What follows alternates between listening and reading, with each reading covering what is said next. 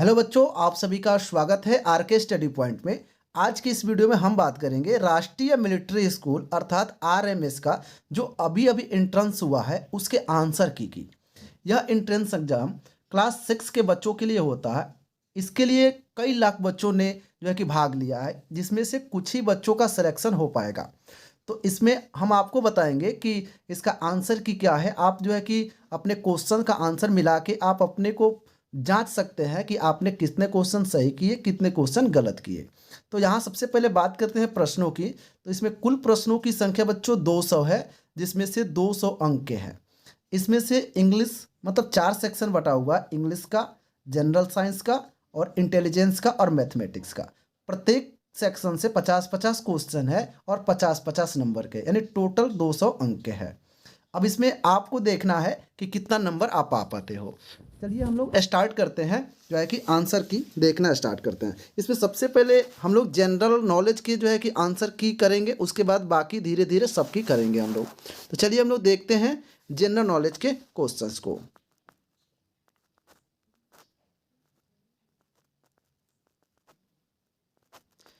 तो general knowledge का question ये आ चुका है आपके सामने।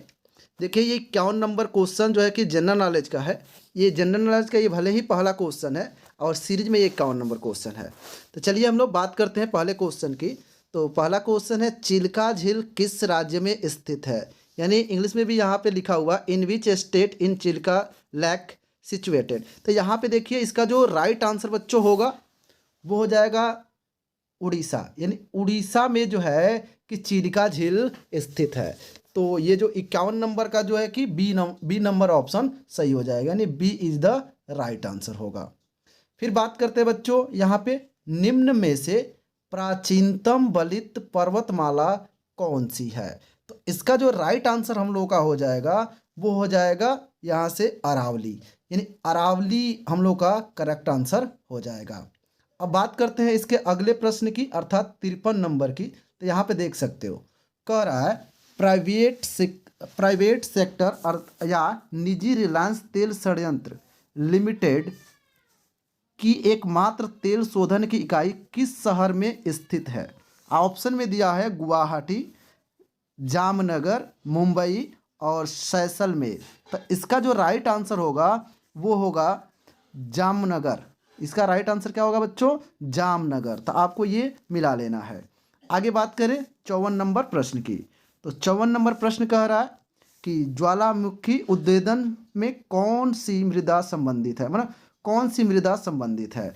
तो इसका जो राइट आंसर होगा वो होगा काली मिट्टी, यानी काली हमारा करेक्ट आंसर होगा। अब बात करते हैं इसके अगले प्रश्न की। तो अगला प्रश्न है, निम्न में से कौन सा उष्णकटिबंध के वृक्ष नहीं है? तो यहाँ पे देखिए जो हम लोग का राइट आंसर होगा वो हो जाएगा सेडार। तो सेडार हम लोग का जो है ना कि उष्णकटिबंधीय वृक्ष नहीं है। बाकी साल, महोगनी और अर्जुन सब जो है कि उष्णकटिबंधीय वृक्ष होते हैं। तो हम लोग का राइट आंसर सेडार होगा। अब बात करें अगले प्रश्न की यानी 56 नंबर की। तो कह रहा है, हाथियों का सर्वप्रथम किस राज्य ने युद्ध में उपयोग किया? तो हाथियों का जो सर्वप्रथम उपयोग किया था वो था बाबू मगध। यानी मगध ने जो है कि हाथियों का युद्ध में सबसे पहले प्रयोग किया था। अब नेक्स्ट प्रश्न हमारा है, जलियांवाला हत्याकांड कब हुआ? जलियांवाला बाग हत्याकांड कब हुआ था? ये तो सबको पता है बच्चों। इसका आंसर होगा 1919। इसका जो राइट आंसर हो जाएगा वो हो जाएगा 1919। 1919 हम लोग का करेक्ट आंसर हो जाएगा। अब बात करें अगले प्रश्न की यानी 58 नंबर। तो देखिए प्रश्न में क्या कह रहा है, कह रहा इब्न बतूता किस भारतीय शासक के कार्यकाल में आया? तो देखिए इसमें ऑप्शन हमारे पास है यहाँ से इल्तुमिश, अलाउद्दीन खिलजी, मोहम्मद बिन तुगलक और चौथा ऑप्शन है बलबन। तो हम लोग का इसमें का जो राइट आंसर हो जाएगा ना वो सी नंबर ऑप्शन हो जाएगा। सी नंबर ऑप्शन अर्थात मोहम्मद बिन तुगलक। तो मोहम्मद बिन तुगलक जो है कि भारतीय शासक के कार्यकाल में आया था। तो ये हम लोग का राइट आंसर होगा। अब बात करते हैं 59 नंबर क्वेश्चन की। तो देखिए कह रहा है, भारत छोड़ो आंदोलन कब हुआ? तो देखिए ऐसा आपको तो पता है, भारत छोड़ो आंदोलन जो था वो 1942 ईस्वी में हुआ था। तो हम लोग का इसमें का B is the correct answer होगा। अब बात करें अगले प्रश्न की, तो देखिए अगला प्रश्न, हम लोग का अगला प्रश्न 60 नंबर कह रहा है कि सुभाष चंद्र बोस ने दिल्ली चलो का नारा किस देश से दिया था। तो देखो सुभाष चंद्र ने जो है कि दिल्ली चलो का जो नारा था वो सिंगारपुर से दिया हुआ था। किससे दिया हुआ था? तो सिंगारपुर हम लोग का करेक्ट आंसर होगा। अब अगला प्रश्न है, गांधी जी दक्षिण अफ्रीका से भारत किस वर्ष आए थे? ऑप्शन में है, ऑप्शन नंबर ए कह रहा है 1916, ऑप्शन नंबर बी कह रहा है 1917, और ऑप्शन नंबर सी कह रहा है 1915, और डी नंबर कह रहा है 1919। तो इसमें का जो हम लोग का राइट आंसर होगा वो हो जाएगा 1917, यानी 1917 हम लोग का करेक्ट आंसर हो जाएगा। अब बात करें 62 नंबर क्वेश्चन की, तो ये कह रहा है किस टेनिस खिलाड़ी ने 2022 फ्रेंच ओपन पुरस्कार एकल का खिताब जीता? तो इसका जो हम लोग का राइट आंसर हो जाएगा ना बाबू, वो हो जाएगा राफेल नडाल। इसका आंसर क्या हो जाएगा? सॉरी, इसमें ये राफेल नडाल आंसर नहीं सही होगा, यहाँ से हो जाएगा नोवाक जोकोविच। यहाँ से ये वाला ऑप्शन सही हो जाएगा आपका, नोवाक जोकोविच, ये करेक्ट आंसर होगा, यानी ए इज द करेक्ट आंसर। अब बात करें अगले प्रश्न की, तो अगला प्रश्न 63 नंबर कह रहा है कि भारत के निम्नलिखित में से किस मंदिर की ब्लैक पैगोडा के नाम से जाना जाता है, मतलब किस मंदिर को हम ब्लैक पैगोडा के नाम से जानते हैं? तो इसमें ऑप्शन है सूर्य मंदिर, बृहद मंदिर, और तीसरा है भगवान जगन्नाथ मंदिर पुरी, और तीसरा है मीनाक्षी मंदिर मदुरै। तो इसमें जो हम लोग का राइट आंसर हो जाएगा ना बच्चों, वो हो जाएगा ऑप्शन नंबर ए सूर्य मंदिर, यानी सूर्य मंदिर अर्थात कोणार्की, ये हम लोग का करेक्ट आंसर हो जाएगा। अब बात करें अगले प्रश्न की अर्थात 64 नंबर की, तो कह रहा है अंतर्राष्ट्रीय अक्षय ऊर्जा एजेंसी का मुख्यालय कहाँ पर स्थित है? तो इसका जो हम लोग का करेक्ट आंसर हो जाएगा ना, हो जाएगा अबू धाबी। अबू धाबी में जो है कि एजेंसी मौजूद है। अब नेक्स्ट प्रश्न है हम लोगों का, दक्षिण भारत की सबसे उपजाऊ घाटी कम्बम घाटी किस राज्य में स्थित है?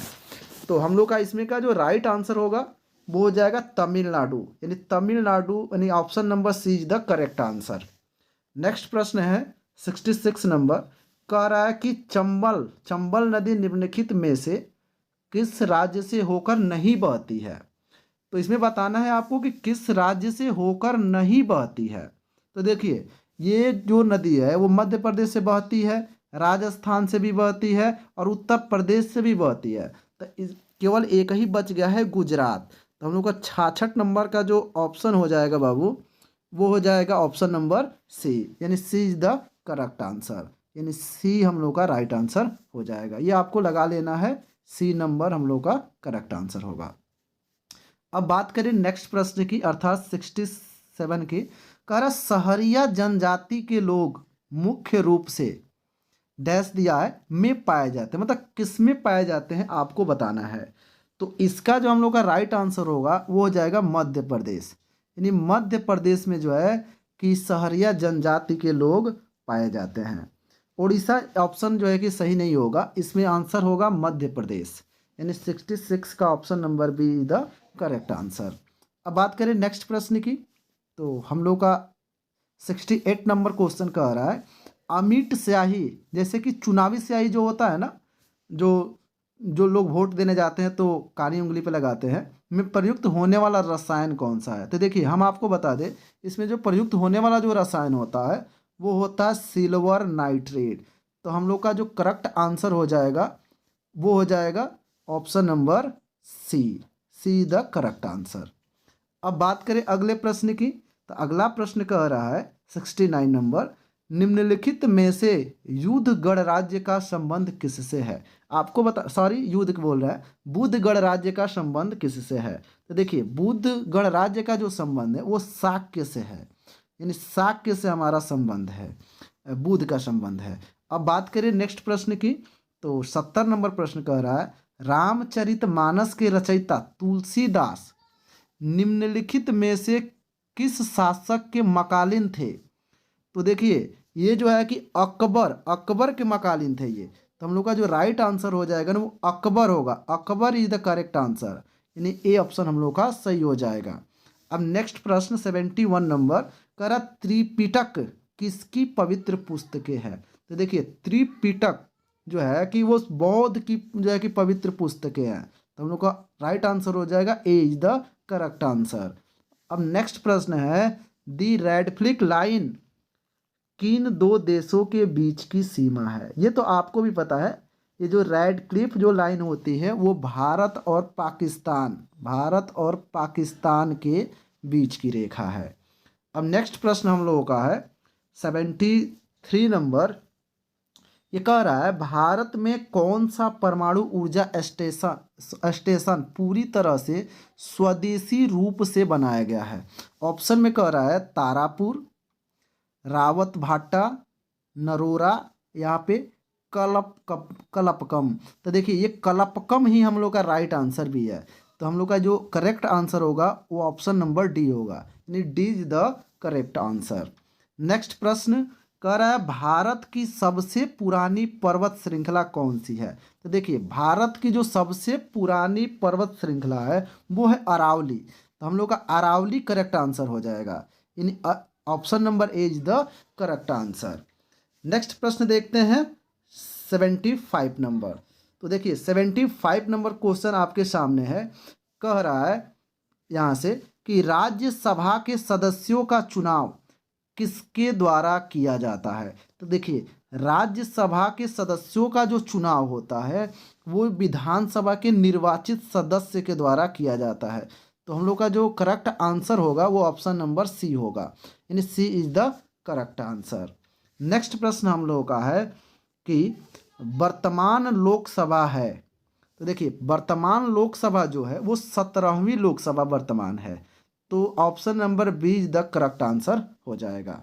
नेक्स्ट प्रश्न है कि निम्नलिखित में से किसका उपयोग परमाणु रिएक्टर में मॉडरेटर के रूप में किया जाता है? तो देखिए थोरियम का प्रयोग तो नहीं होता है इसमें, यहाँ पे रेडियम का भी प्रयोग नहीं होता है, साधारण पानी का तो प्रयोग नहीं होता है, चूने के पानी का प्रयोग होता है। तो इसलिए इसमें जो ग्रेफाइट वाला ऑप्शन होगा यही सही होगा हम लोग का, यानी B is the correct answer, यानी 77 का जो है कि बी नंबर सही होगा।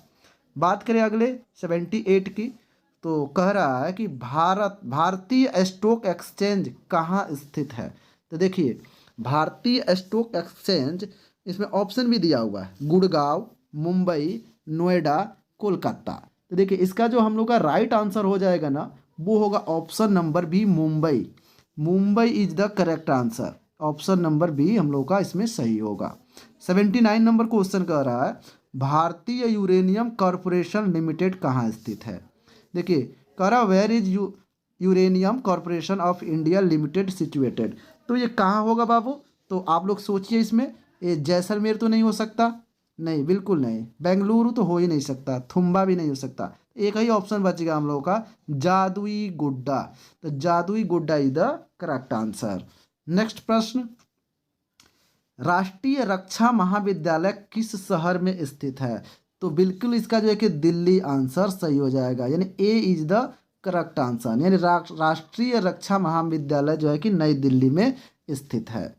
नेक्स्ट प्रश्न है 81, कह रहा नॉर्मन बोरलाग पुरस्कार किस क्षेत्र के लिए दिया जाता है? तो इसमें का जो हम लोग का राइट आंसर होगा ना बाबू वो हो जाएगा ऑप्शन नंबर डी। देखिए D is the correct answer होगा, यानी कृषि जो है कृषि के क्षेत्र में ही हमें ये पुरस्कार दिए जाते हैं। ये नॉर्मन बोरलाग पुरस्कार जो होता है वो कृषि के क्षेत्र में दिया जाता है। 82 नंबर क्वेश्चन है कि प्रेमी पुरस्कार किस क्षेत्र से संबंधित है? देखिए तो प्रेमी पुरस्कार जो है वो संगीत से संबंधित है, यानी option number C is the correct answer. Next प्रश्न देखते हैं, तो हम लोग का नेक्स्ट प्रश्न 83 होगा। ये देखिए क्या कह रहा है, बड़ा ही अच्छा क्वेश्चन है, बायोलॉजी का है।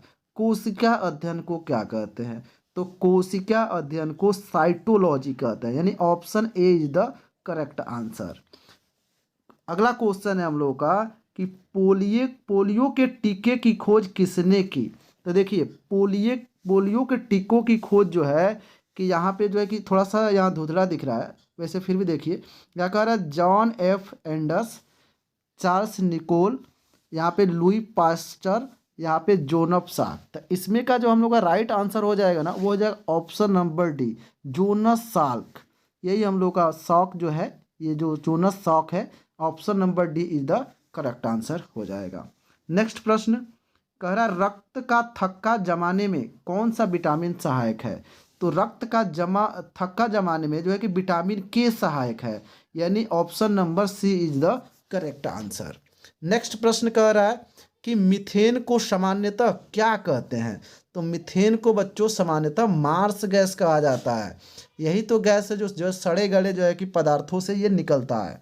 अब बात करें आगे, तो अगला प्रश्न है कि विद्युत आवेश का मात्रक है। तो देखिए विद्युत आवेश का जो मात्रक होता है वो कूलाम होता है। यहाँ पे देखिए जो है कि बच्चे ने वोल्ट पे मारा है, लेकिन वोल्ट सही नहीं है, वोल्ट जो है कि विभवांतर का मात्रक होता है। तो यहाँ पे हम लोग को आगे चलेंगे, तो अगला प्रश्न हम लोग का कह रहा है one life is page note. यहाँ पे कह रहा है one life is note enough, किसकी लिखी हुई है। तो देखिए ये किसने लिखा, यहाँ पे ऑप्शन पहले पढ़ते हैं। कह रहा है युवराज सिंह, नटवर सिंह, नवीन चावला, विक्रम सेठ। तो इसमें का जो हम लोग का राइट आंसर होगा ना वो बी होगा, Natwar Singh. Natwar Singh is the correct answer. Next प्रश्न, ज्ञानपीठ पुरस्कार किसे मिला। तो ज्ञानपीठ पुरस्कार जो है कि इसमें से लाल बहादुर शास्त्री नहीं होंगे, गौतम कांजी भी नहीं होंगे, मिहिर सेन भी नहीं होगा। तो हम लोग का राइट आंसर होगा ए, जी शंकर कुरूप। तो 89 नंबर का जो क्वेश्चन होगा option number A correct answer होगा। नेक्स्ट प्रश्न, ग्रीनविच में दोपहर 12 बजे हैं। देखिए यहाँ ध्यान से क्वेश्चन समझना, ग्रीनविच में दोपहर 12 बजे हैं, भारत में 82 हाफ डिग्री ई पर क्या समय होगा। तो देखिए ये ऑप्शन नंबर ए ही हम लोग का करेक्ट आंसर हो जाएगा, 5:30। नेक्स्ट प्रश्न, कौन सा भारतीय राज्य कच्चे रेशम का सबसे बड़ा उत्पादक है। तो देखिए यहाँ पे जो असम, पश्चिमी बंगाल, बिहार, कर्नाटक, इसमें से जो राइट आंसर हम लोग का हो जाएगा ना वो होगा ऑप्शन नंबर डी, कर्नाटक। तो Karnataka is the correct answer, यानी ऑप्शन डी हम लोग का सही होगा। नेक्स्ट प्रश्न 92 नंबर कह रहा है, यहाँ पे देखिए अंतर्राष्ट्रीय तिथि, यहाँ पे थोड़ा इसको छोटा कर लेते हैं। अंतर्राष्ट्रीय तिथि रेखा निम्नलिखित में से किन दो महासागरों से होकर गुजरता है। तो यहाँ पे देखिए बड़ा ही कंफ्यूजन वाला ये प्रश्न है। देखिए प्रशांत और हिंद महासागर, प्रशांत से तो जो है कि गुजरता है ये तो ठीक है, लेकिन आर्कटिक महासागर से भी होके गुजरता है, यानी ये ऑप्शन नंबर सी हम लोगों का है ना, यही करेक्ट आंसर हो जाएगा। लेकिन यहाँ पे देखिए नीचे ना प्रशांत महासागर भी दिया हुआ है, अटलांटिक दिया है, तो इस अटलांटिक पर आपको ध्यान नहीं देना है, आर्कटिक होता है। तो हम लोग का जो इसमें का करेक्ट आंसर हो जाएगा ना वो सी नंबर होगा, तो ये आपको याद रखनी है, यानी option number C is the correct answer. Next प्रश्न जो है कि अगला प्रश्न हम लोगों का है 93 नंबर, यहाँ पे आपके सामने है। देखिए कह रहा खेलो इंडिया यूथ गेम्स 2021 में किस राज्य ने शीर्ष स्थान हासिल किया। इसमें ऑप्शन हमारे पास है कर्नाटक, आंध्र प्रदेश, हरियाणा, उड़ीसा। तो इसमें का जो हम लोग का राइट आंसर हो जाएगा ना बच्चों, तो इसमें का जो हम लोग का राइट आंसर होगा ना वो ऑप्शन नंबर बी हो जाएगा, यहाँ से हरियाणा, यानी Haryana is the correct answer होगा। अब बात करें अगले प्रश्न की, तो देखिए हम लोग का अगला प्रश्न क्या कह रहा है, नेशनल बास्केटबॉल एसोसिएशन में चुने जाने वाले भारत में जन्मे बास्केटबॉल खिलाड़ी कौन थे। ऑप्शन में हमारे पास है सतनाम सिंह, बालवीर चौहान, बालवीर सिंह, रमेश राठौड़। देखिए बालवीर भी इसमें आ गए हैं, लेकिन इसमें बालवीर सही नहीं होंगे, हम लोग के सतनाम सिंह इसमें सही हो जाएंगे। तो हम लोग का जो राइट आंसर होगा वो ऑप्शन नंबर ए होगा, यानी ए इज द करेक्ट आंसर। अब नेक्स्ट प्रश्न 95 का, हाल ही में शुरू की गई अग्निपथ योजना किस क्षेत्र में सुधार से जुड़ी है? तो ये तो सबको पता है कि डिफेंस से जुड़ी हुई है। तो यानी option number B is the correct answer. Next प्रश्न कह रहा है कि 2022 में, यहाँ पे देखिए 96 नंबर को कह रहा है 2022 में किस भारतीय शहर को विश्व के वृक्ष शहरों में से एक के रूप में मान्यता दी गई? ऑप्शन हमारे पास है हैदराबाद, चेन्नई, कोची, मैसूर। इसमें का हम लोग का जो राइट आंसर होगा वो ऑप्शन नंबर ए हो जाएगा, हैदराबाद। यानी Hyderabad is the correct answer. तो 96 का option number A correct answer होगा। नेक्स्ट प्रश्न 97 नंबर कह रहा नेत्रावली वन्य जीव अभयारण्य किस राज्य में स्थित है? तो यहाँ पे देखिए इसमें ऑप्शन भी दिया हुआ है, कह रहा है गोवा, केरल, मिजोरम, उड़ीसा। तो इसमें का जो हम लोग का करेक्ट आंसर हो जाएगा ना वो होगा गोवा, यानी Goa is the correct answer होगा। चलिए यहाँ पे थोड़ा चेंज कर लेते हैं, यानी हम लोग का गोवा राइट आंसर हो जाएगा। Option number A is the correct answer. Next प्रश्न कह रहा आदिपेरुकु उत्सव निम्नलिखित में से किस राज्य में मनाया जाता है? तो ऑप्शन में है, यहाँ से थोड़ा सा बैटरी लो हो रहा है, तेलंगाना, केरल, तमिलनाडु, आंध्र प्रदेश। तो इसमें हम लोग का जो राइट आंसर होगा ना बच्चों वो तमिलनाडु होगा, यानी Tamil Nadu is the correct answer. Next प्रश्न की बात करें बाबू तो 99 नंबर देखिए क्या कह रहा है, कह रहा है hero India open tournament, hero India open tournament निम्नलिखित में से किस खेल से संबंधित है? ऑप्शन में क्रिकेट है, हॉकी है, गोल्फ है, फुटबॉल है। तो इसमें जो हम लोग का राइट आंसर होगा वो गोल्फ हो जाएगा, यानी option number C is the correct answer. अब हम लोग का आखिरी प्रश्न देखते हैं। जो अगला जो प्रश्न है 100वां क्वेश्चन, वो कह रहा है थाईपुसम त्योहार निम्नलिखित में से किस धर्म द्वारा मनाया जाता है? तो देखिए थाईपुसम त्यौहार जो होता है वो जो है कि हिंदुओं के लिए मनाया जाता है। तो इसमें जो हम लोग का करेक्ट आंसर होगा ऑप्शन नंबर सी हो जाएगा। Option number C is the correct answer. तो चलिए हम लोगों ने जीके के प्रश्नों का आंसर की देखा। अब हम लोग इसके बाद सामान्य बुद्धि यानी इंटेलिजेंस टेस्ट का जो है कि वीडियो जल्द ही हम लाएंगे आपको। तो आप लोग चैनल को सब्सक्राइब कर लीजिए और बेल आइकन को भी प्रेस कर दीजिए ताकि हम इंटेलिजेंस का और मैथमेटिक्स का और इंग्लिश का वीडियो लाए तो आपको सबसे पहले मिल सके। तो आंसर की को आप मिलाइए और पता कीजिए आपका कितने क्वेश्चन सही थे और कमेंट में ज़रूर बताइए ताकि हम भी मोटिवेट होके जो है कि आपके लिए आंसर की ला सके। आज के लिए बच्चों बस इतना ही। Thank you.